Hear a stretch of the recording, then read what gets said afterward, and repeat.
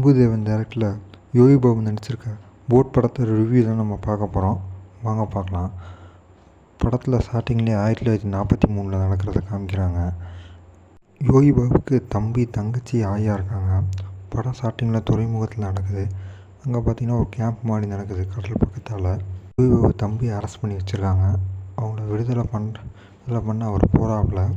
அங்கே ஜப்பான்காரன் குண்டு போடுறான்னு சொல்லி போயிட்டுருக்கு. அங்கேருந்து போட்டில் தப்பிக்கலான்னு கடலுக்குள்ளே போகிறாங்க. அங்கே யோகி பாபு இவங்கெல்லாம் போகிறப்ப ஒரு பிராமணர்கள், முஸ்லீம், ஸ்டேட்டு, தெலுங்கானா, மயிலாப்பூர்காரவங்க இவங்க எல்லாருமே அவங்க கேரக்டர் தான் உள்ளே போகிறாங்க. போட்டில் போய் இப்படியே போனால் போட்டில் 9 பேர் போகிறாங்க. இடையில வெள்ளைக்காரனும் சேர்ந்து போட்டில் போகிறான். ஒரு பக்கம் மேலேருந்து ஜப்பான்காரன் கொண்டு போடுறான், இன்னொரு பக்கம் சுறா வந்து இவங்கள துரத்துது, இன்னொரு பக்கம் வெள்ளைக்காரன் இவங்கள சண்டை போட்டு பிரிய வைக்கிறான். 10 பேர்த்துக்குள்ள கம்யூனிகேஷன் தான் படமே. இந்த 10 பேர் என்னென்ன பேசிகிட்டு இருக்காங்கன்னா படம் போயிட்டுருக்கு. சமூகத்தில் நடக்க வேண்டிய நிறைய விஷயத்த சொல்லியிருக்காரு. வருங்காலத்தில் ஃபுட் டெலிவரி பண்ணால் எப்படி இருக்கும், ஜொமேட்டோ, ஸ்விக்கியை பற்றி தான் சொல்லியிருக்காங்க. இன்னொரு பக்கம் ஜாதி மதம் அப்படின்னு இந்தியா அடிச்சுக்கிறாங்க, இந்து முஸ்லீம் அப்படின்னு அதை பற்றி சொல்லியிருக்காங்க. அப்புறம் 23ஆம் புலிகேசி வரத கப்சி, இந்த அக்கா மாலா அப்படின்னு அந்த பேரோடு தான் சொல்லியிருக்காங்க. படத்தில் நிறையா இப்போ வழக்கமாக கரண்ட்டில் நடக்கிறதா சொல்லியிருக்காங்க. அதனால் படம் கொஞ்சம் நல்லாவே போகுதுன்னு சொல்லலாம். ஜப்பான் குண்டில் மட்டும் போர் பண்ண மாட்டாங்க, இன்னும் கொஞ்சம் காலம் கழித்து நோயிலையும் போர் பண்ணுவாங்க.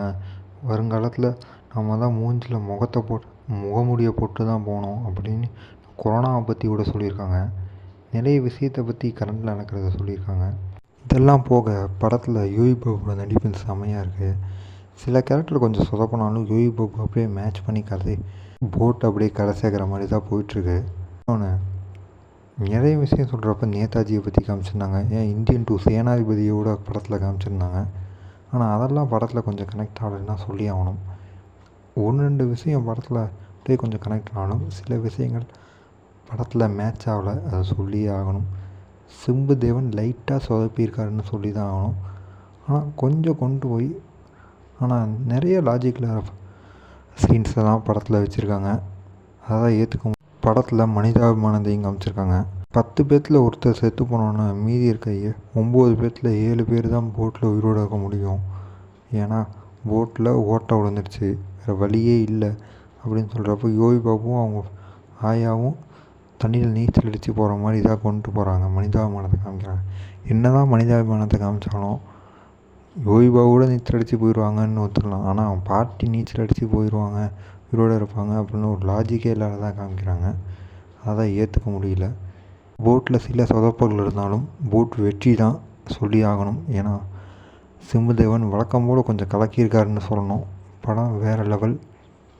கண்டிப்பாக கொஞ்சம் போர் அடித்தாலும் கொஞ்சம் இன்ட்ரெஸ்டாக போகுது. கடைசியில் வெள்ளைக்காரன் எல்லாருமே சேர்ந்து ஏற்றுக்கிற மாதிரி காமிக்கிறாங்க. யோகி பாபு அவங்க பாட்டியெல்லாம் அதை புரிஞ்சுக்கிற மாதிரி கதையை முடிச்சிருக்காரு.